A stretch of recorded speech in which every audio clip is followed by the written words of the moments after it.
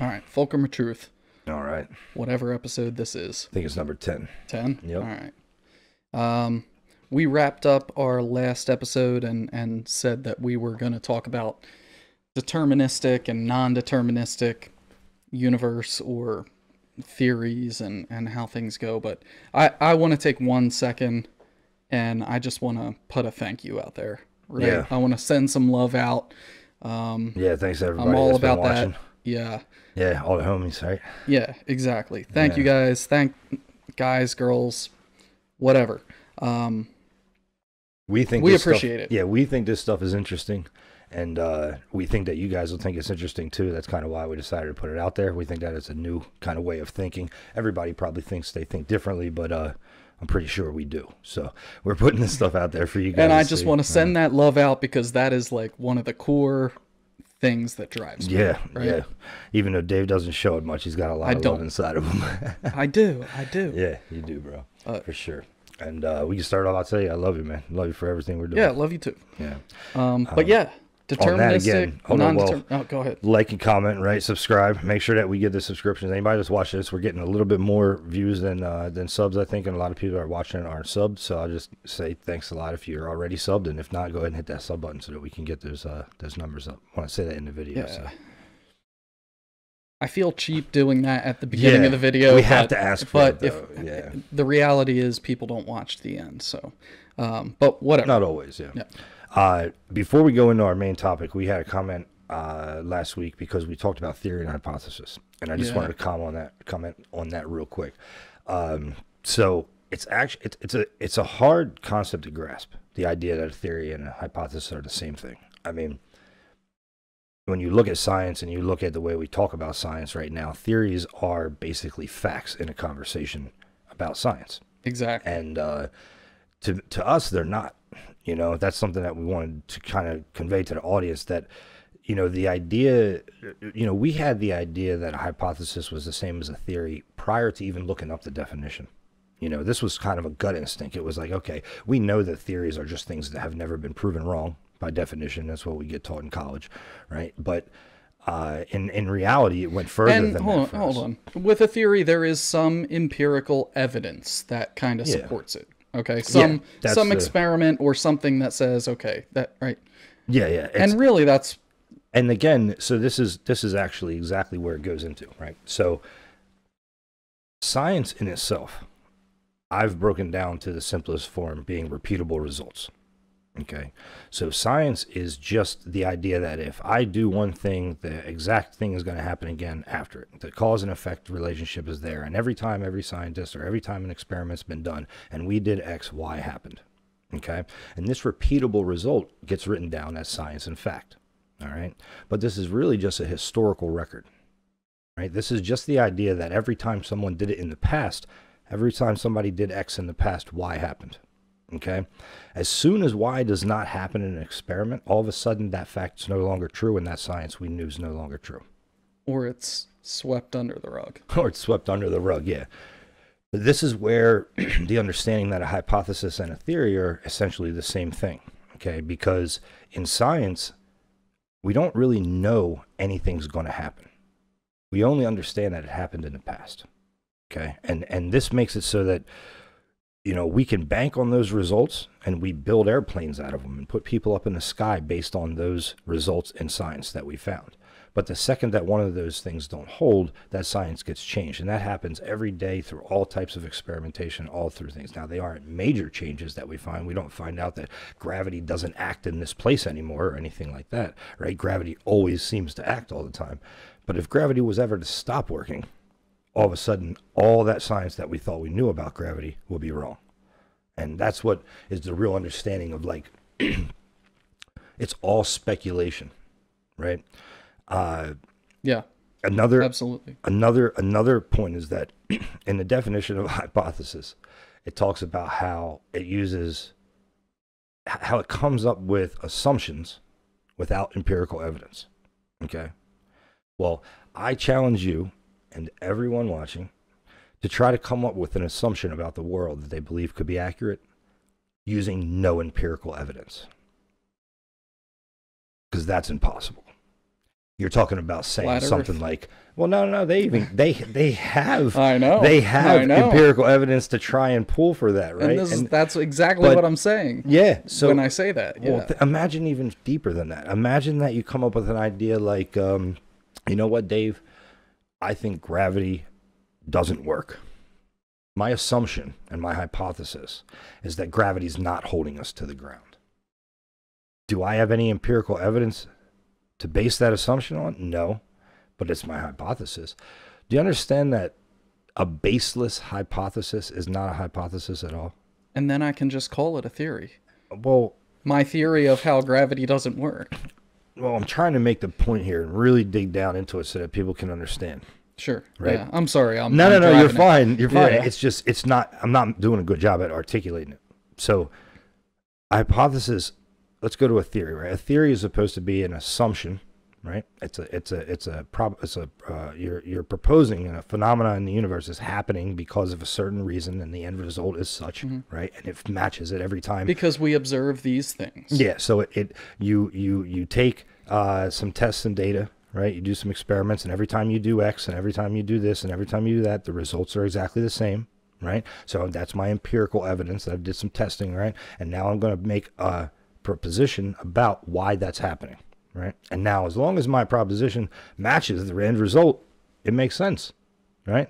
Now, another person could come along and make a whole nother theory and have the same result, and both of them are. This is actually a paradox in science, right? The fact that you can have two theories that explain the exact same phenomena, and neither of them can be wrong. Yeah. Okay, this is a problem. Relativity Yeah. is a great example of Yeah. that, right? So when we have this theory based on empirical evidence, that is a assumption about the universe. It's a statement about the universe that you're saying this is happening because of this, and here's my evidence to show it, right? Let's move into the realm of hypothesis. I'm going to make a statement about the universe. I'm going to propose that something's happening because of a certain reason, right? And the end result's going to be right. But I'm not going to base it on anything. What can I base it on if not empirical evidence? What's empirical evidence? Exactly. It's data. Right. And It's data. this is right, but this is exactly why I bring up relativity, right? I'm sitting on a train, and my train is traveling at whatever, 200 miles an hour. Am I moving 200 miles an hour myself? Yeah. Or is everything around me moving 200 miles an hour in the other direction? Now let's do an And I experiment. can make the exact opposite theory and the exact opposite hypothesis about these things, and the empirical evidence still says the same thing. Yes. It's a perfect example where you take your data from. Yep. If you're on the train traveling 200 miles an hour and you take the data, you'll say, oh, I'm moving 200 miles an hour and if your base is that the things outside of us are moving zero, right? So the understanding and your data and your test and experiment is saying, okay, the land outside of me is going zero, so my movement when I was standing outside the train, nothing was moving. Yeah. Or Now that I'm in the train, Yeah. it looks like everything's moving. Well, let's say we're right? standing outside the train and let the train sit still and the earth is moving at 200 miles per hour. And guess what? We would not know the difference. All of these things Yeah. are still true. So Based on how you frame it. Yeah, so the data that I'm taking, my empirical evidence, if I'm standing on the earth and I'm saying that my base is that the train is sitting still, but I'm moving 200 miles per hour relative to the train, well, the earth must be moving 200 miles per hour. This is a theory that stands based on empirical evidence. Now, if we're in the train and we say that, no, the earth outside is sitting still and the train's moving, and a measurement, oh, we're moving 200 miles per hour faster than the still earth on the outside. That's the theory, and it matches the empirical evidence. Right. And this is a well-known and documented paradox, and a great example of how a hypothesis and a theory are so linked together that you really can't distinguish one from the Now, other. we've gone over empirical evidence for a theory and relativeness of how they could be wrong. Right now, let's move to hypothesis in this example. The guy standing outside the train, he closes his eyes and says, the train's moving 1,000 miles per hour with no measurements. That is what they're proposing is a theory, as a hypothesis. an unfounded, non-empirical assumption about a phenomena. That's a hypothesis. How can you have, there is not a scientist or a person that was into learning things and trial and error or anything like that that has ever made a hypothesis based on nothing. But I can make the theory that supports that. Well, okay. You would have to take data, though, is what I'm saying. No, I don't. Well, in this example, I don't have to, because I can close my eyes and I can hypothesize the train is moving 1,000 miles an hour. Why? Well, that just means that everything else is moving negative 800. No. But why is the train moving 1,000 miles an hour? How do you know? It's just my hypothesis. No, but how do you know? Why? What are you basing that on at all? At all? Anything? Why is there a train in front of you? I'm basing it on an assumption. Why is there a train in front of you? I'm saying, how can you have that hypothesis if you haven't opened your eyes and saw a train in front of you? Yeah. Now you have data. Now you know there's a train. Now you know it's moving at a certain speed because you can see it. You cannot make a hypothesis without any data. Okay, I get what you're saying. That is the whole point. And that's what they're saying. They're saying a hypothesis is based on no data. And they say, oh, well, a theory is based on empirical data. You open your eyes and you start taking in empirical data, Dave. Yeah. And that's where people don't. That's the whole point. Yeah, I don't want to beat a dead horse. You and I are on the same page. No, me and you are. But I think that brings it full circle for the viewers and so for too. Anybody that had a question as to why I'm saying a hypothesis is the same as a theory, because they are. Yeah. What is empirical evidence and what is non-empirical? We understand this, okay? We fully understand that they have different definitions, but when you really drill down, they're the same thing. And we have time. We want to give the viewers this, right? So to show you we understand what empirical and non-empirical is, I'll give you examples of what that is, right? Okay. So the rain dance in Indian culture, right? They did a rain dance when they needed rain, okay? So they rain dance and they rain dance around their fires every night because they want their crops to grow. And then all of a sudden, one day, the rain comes. And the medicine man from the village or the big man in the village comes along and says, oh, the rain dance worked. It rained. We danced and danced and danced, and finally it rained. Such a good example. This is non-empirical evidence by definition, okay? So empirical evidence would be to figure out why it's raining and then start doing research every time it rained to see what was occurring before, what phenomena is occurring naturally and all this type of stuff, rather than connecting to disconnected things, right? This is causation, right? And that's empirical versus non-empirical for everybody, just to make sure that we're knowing what we're talking about here. Well, we don't know anything, but we understand. Right. Yeah. All right. So deterministic and non-deterministic. Yeah, I want to get into it because I have a real personal internal conflict with this concept of whether things are deterministic, what things are deterministic, is everything deterministic, what things are non-deterministic, and how do we separate them? Yeah, and I think from the first time that you asked me this question, we were on a computer on a Skype call or something. It was years ago, and I hadn't considered the question prior to you asking me, but as soon as you asked it, it immediately jumped into my head. The duality of deterministic versus non-deterministic, and I just see it as organic and inorganic. So life and non-life, if you want to call it. Yeah, like we have the whole periodic table of elements is a bunch of inorganic elements, right? Any of them individually don't have life. They have to follow the natural laws of the universe, the atomic structure, the atomic forces, all those. And if you were to take any of those elements and sit it on the table, right, it would sit there forever, for eternity. Nothing except for outside forces could make it move. It could never move on its own. Okay, like if it could never decide, I want to go in a certain direction. I want to go north or south or east or west. It has to sit there basically and be subject to the laws of the universe, and therefore it lives a deterministic life. You can calculate for the next 1,000,000 years, if it's unaffected, what's going to happen to it. Right? There's no variables that will come into play out of its own inner changes, right? It's gonna, the same, if we took two lumps of those elements and put them next to each other, the two would behave exactly the same for eternity, right? Because they followed the same laws and it was determined exactly what the next step in its changes were forever, you know.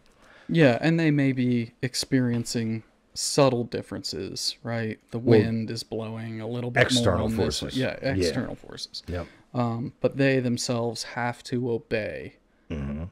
And therefore these it's determined. deterministic laws. And then you have life on the other side. And this is the point I was trying to make in the previous conversation that we had. Okay. Life for me is something different. Okay. But go ahead. So I would even say that, you have heard me before talk about how I believe that our bodies are basically an antenna, right? That they are, you could imagine, and before I even say it, I will foreshadow that any talk that I say about antennas in the mind or the brain being an antenna, disconnected from the pineal gland and the frontal lobe stem and all that, because that's where all of the science and all of the literature has gone and the philosophy has gone before, but we wipe all that away and start our own. So kind of do that in your mind when I start talking about the mind being an antenna and the body being an antenna. So the body being an antenna, it's made up of those determined inorganic non-life elements, right? Our bodies are made up completely of this periodic table of elements, the same thing that the earth is made out of, the same thing that the non-life inorganic things are. The difference being, I believe that life is basically like a metaphysical, spiritual existence, right? That overlays our physical existence, and that it gets interwoven together, sort of like sewing needles, okay? Like if you were to stitch a cloth, when life comes into existence, that stitch and yarn or material gets sewn into the fabric of our physical world, and then life comes into control of our bodies, and now all of a sudden this life that exists within our bodies and within every cell that makes us up, it's like a field basically that's covering, like a magnetic field that covers all of our body, right? It has the ability to command it, control it, move it around, and no longer does those two piles of elements that we've set right here, these inorganic things that don't have a choice to move, now from within, life has been sewn into them, and they can move now. And life is the free will, non-deterministic. It can go in the north, south, east, west. It can make choices. Any two elements that are filled with life, you have no idea what they're going to do in the next second, let alone a million years. Okay. So you agree with me that there are two parts, which of course I know you agree, because that's duality. That's what we talk about all the time. There are two parts to this. There is the deterministic part, the physical, the things we can touch, even our physical bodies. Mm-hmm. And then there is the life element, which is the non-deterministic side. And I think you said it very well, that is sewn into what we are, who we are. You would agree with that? Yeah. There has to be. I mean, yeah, it's I hate to just talk about something that we agree on. Yeah, it's kind of a little bit different, but I mean that's what it is, right? You came to me with that question, and it was such an interesting question because I had never considered it, and I knew it was something that piqued your interest. You had thought about it before, huh? Yeah. Like in the past about that. I've struggled with it because like I said in the last video, like it troubles me to think that I'm just a record that's playing. Yeah. I don't want that to be the case. And I don't think it is. I don't think it is. Although I don't know how to articulate it or explain it in any other way. I have a pretty wild idea. And then, right, my background in science. Mm-hmm. Okay. It's cause and effect, like you said, repeatable kind of things. And for such a long time, my brain was just like, nope. There can't be a God. That doesn't make sense. Yeah. Like, there's no... Even with quantum, the way they talk about quantum being, they say electrons in this field somewhere. It's not until we measure it that we know where it is. Essentially saying it's a random place. No, that never even triggered it for me because I think for me, the quantum world is just something we haven't explained yet. And yeah, so it's always been that you didn't really think they had it right. Right, exactly. We just don't know yet. We just don't know how to explain it. And I think we will someday. It's the life and the free will and the choices that I make, and how are we so different? How do we, how does that emerge? Yeah. How do I separate that from the physical everyday, my body, and the way I know it's been said like for a very long time. And I've come to now kind of accept that my body is just a vessel. Yeah. And that's one of those innate feelings that I think most people have, Yeah. right? When I actually used to do we can delve into a little bit of esoteric stuff here, but actually, before we do that, I want to remember to say this before I forget. I had a great thought when we were just talking about Yeah, go ahead. kind of the oneness of the universe, right? Mm-hmm. How about the idea that there were dinosaurs that had two brains? Did you know that? I have never heard this. You I didn't can't know believe that? you're pulling this out of your pocket right now on Yeah. camera, but okay. It's true. No, this is absolutely true. Wait, hold on. True. Yeah. Scientists think that this is true. Yes, I've been told this in an educational setting before. Okay. Let's go easy on the That's how word me true. and Dave think, all right? I've been told this in an educational setting before, that there were dinosaurs that had two brains. Yeah, absolutely. How's that work? So basically, dinosaur was too big, right? So dinosaur was so big, like large brontosaurus, but bigger than that, the bigger ones, right? That Bigger than a brontosaurus? yeah. So essentially, when their tail would be attacked, we're gonna get attacked on this. No. Go ahead. No, this is fully vetted. This is right, or at least this is in an academic setting. This is accepted. Okay. But yeah, they had a on a funny note. Remember, George Washington didn't know dinosaurs existed. Did you know that? No, I didn't know that. Yeah, just then we didn't know dinosaurs existed. So who knows what we find in the next couple hundred years? Yeah. Now, hopefully, giants. Mind wanders. All right, so I think we already found them, but go ahead. yeah, the thing is about this dinosaur is when something attacked its tail, it wouldn't reach the brain fast enough, so the signal for its central nervous system it was too slow, so it would take like 10 seconds for this animal to react to being attacked on its tail, right? Because it was so big. So it developed a brain in its hind side, right? Like where a tail would be, right? Like the top of base of a tail. Yeah. Bro, I can't even That's funny that you're I laughing. can't even believe that you're bullshitting sitting here saying this to me now. I don't think No. you're bullshitting me. No. I think I believe what you're saying. This is 100%, okay? It's 100%. And it goes into a wild theory I'm about to tell you. So this living creature developed two brains within the same body, right, to be able to react, okay? What would it take for that body to split? And in that event, that dinosaur would all of a sudden be two dinosaurs. Yeah. The same dinosaur. Genetically the same, a copy of itself. The brain, same. Yep. Okay? Brain disconnected by wires. And then all of a sudden, disconnected completely. Same brain. So that obviously, if your mind doesn't go to all of us being connected and coming from God and being the oneness of the universe, and how if a dinosaur can develop two brains within the same body, why couldn't it just split and all of a sudden have two bodies?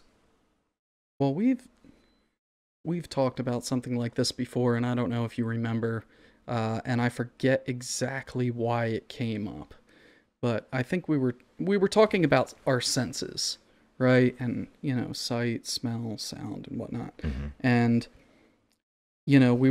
I think we were discussing something along the lines of blindness, and I said, I don't believe that our eyes are the only thing that can see. It's just that our eyes are very specialized for sight. And so our brain ignores all the other signals. Our skin can sense light, okay? It gets burned by the sun. It can absolutely sense light and send a signal to our brain that we are in a bright room. So even a blind person, I feel, and I don't know any blind people, but I feel like even a completely blind person, never saw anything, born without eyes, whatever. I think they can tell when they are in a room with light versus a room without light. because and it's the same kind of thing. Like it's not. I know I'm using our single brain as an example here, um, but these senses and these responses are distributed throughout Yeah, our body, yeah. and that so that idea makes total sense that you would distribute your brain throughout the body so that you could have a faster response, and that would be very uh, on an evolutionary, concept, that would be very advantageous. I'll be honest with you. It really goes against evolution. I mean, it goes a lot more to adaptation. Like Sure. I would never in my life say, you know, why didn't that brain evolve in its foot? Did it, by evolutionary standards, that dinosaur mutated a brain into every part of its body. And then when it mutated the brain into the above its tail, That was the most advantageous, and that is safest place. absolutely impossible, in my opinion. Nothing's Okay, impossible 'cause because if it's only undiscovered. But Dave, Sure. that brain developed at the top of that tail. I need to read more about You this, know what I man, mean? because this is just totally crazy to me. But evolutionary, I believe you. evolutionary wise, that brain knew exactly where it wanted to be when it was developing it.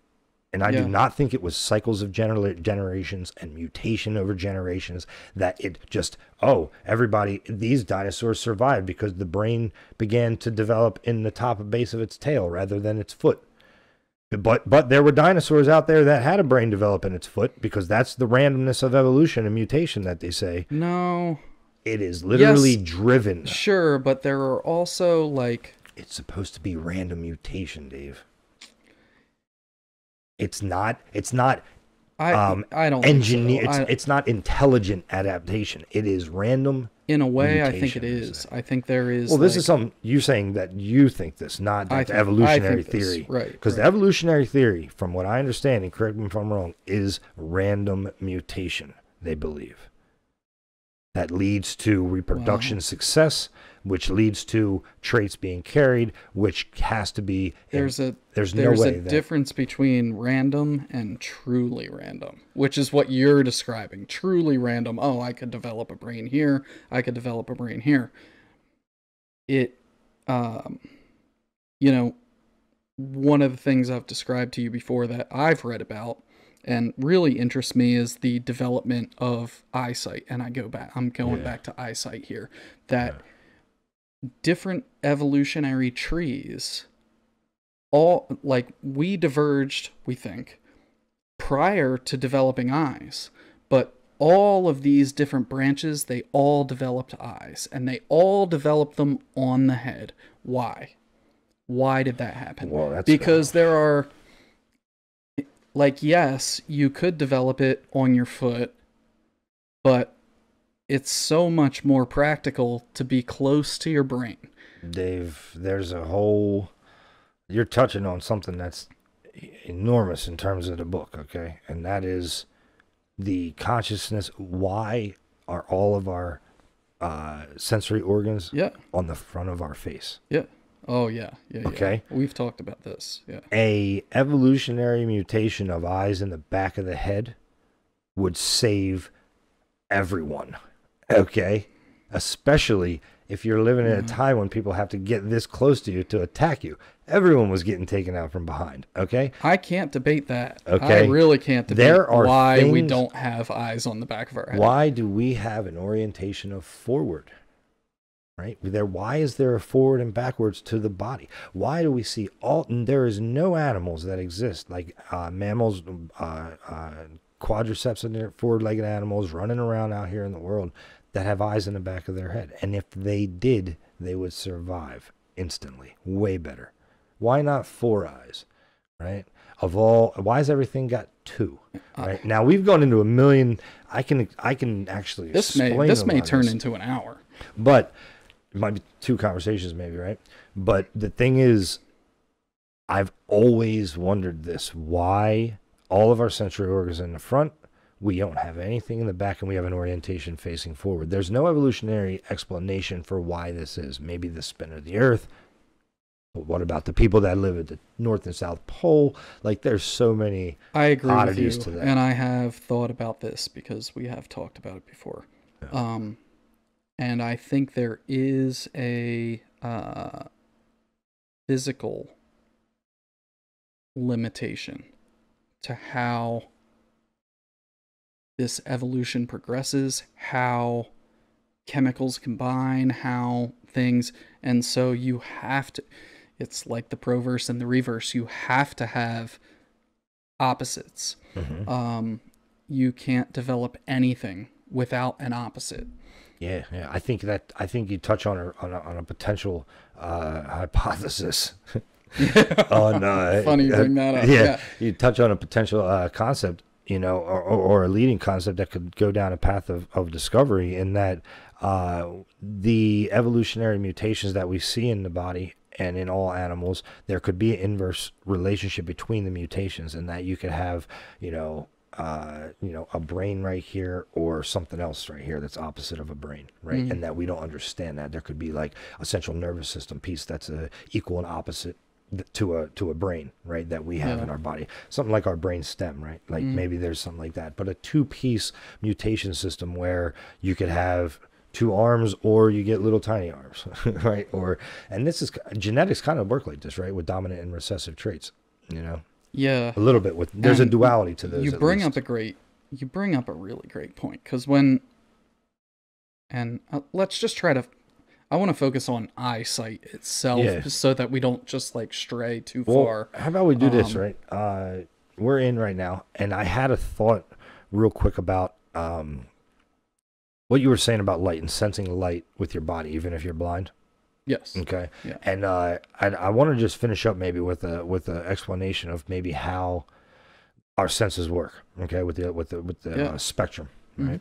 So all of our senses, hearing, taste, touch, like temperatures, sight, they're all frequency-based, wave-based, on a spectrum of waveforms. Okay, where, for example, light, we see red, green, and blue, right? And the red is the long wavelength, the green is the medium wavelength, and I think the blue is the shorter wavelength. Okay, and this works the exact same for temperature. We feel cold, hot, and warmth the same way. The transfer of it is all based on a frequency and vibration and the temperature, right? Heat is vibration, frequency of vibration. Sound works the same way.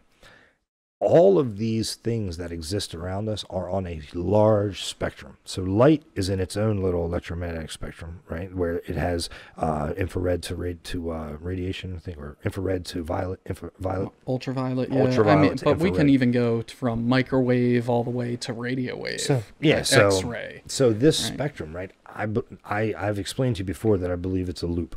Okay, that they actually, that's why we see them go to close to red at the ends, right? I believe you can loop the electromagnetic spectrum around. We're gonna talk about that. Yeah. Now, with that being said, sound and light are just on the same spectrum of frequency, right? They are a repetitive tapping on the eye at a certain frequency, right? Going up and down, letting you know I don't what's think that's coming in. how we understand it or how it's explained, but Well, okay. the waveform of light coming Sound, in, right? absolutely. Well, the frequency of the light coming in, it behaves like a waveform, Sure. right? So our eye picks that up, All right. and then it translates that frequency of the light wave, right, into a color, into something that we see bouncing off everything. These are all frequencies coming off everything that our eyes are catching. The frequency that comes off of the object is what we end up seeing, okay?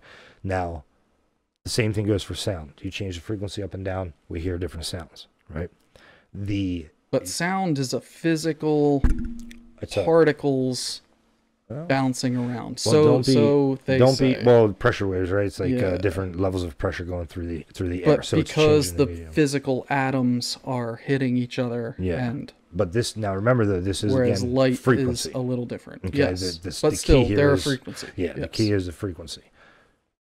I believe that not only are each of these senses that we have, right, on each of them a loop themselves, right, but they're part of a larger loop of all, like, and this is actually explained, like, everything around us is frequency, everything around us is vibration. Basically, our bodies are sitting within a huge, like, imagine if we were at a concert, at like a rock concert, and there was 10 bands playing from every different direction, and we're in the center, and you're getting concussed with just frequency and sound everywhere. But then change each of those bands to a different type of sense that we have, right? Sight and sound and touch, right? And taste and smell, rather than all being sound. And they're all on a scale somewhere on this spectrum.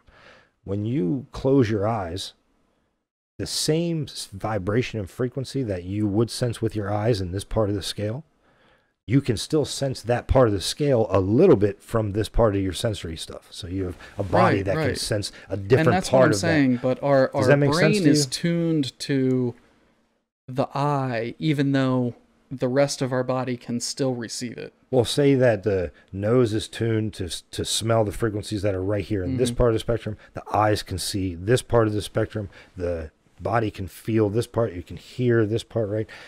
But these different senses that are in these different parts of the spectrum can still faintly hear the other frequencies from the adjacent spectrum. Yeah, I think so. Do you understand what I'm saying? Yeah, hard to explain, but that's you know, in my opinion, how even with your eyes closed, you're gonna feel sound, right? Just like you can feel sound and hear sound. It's the same thing. Our bodies, it's just that those different organs are tuned to to be able to sense those different bands within the spectrum. They're more sensitive, and our brain just is not I don't want to say trained, but it just like ignores the rest, because it's like, look, I get the best light information right here. Yeah, it's designed. I get the best sound information right here. I get the best smell information right here.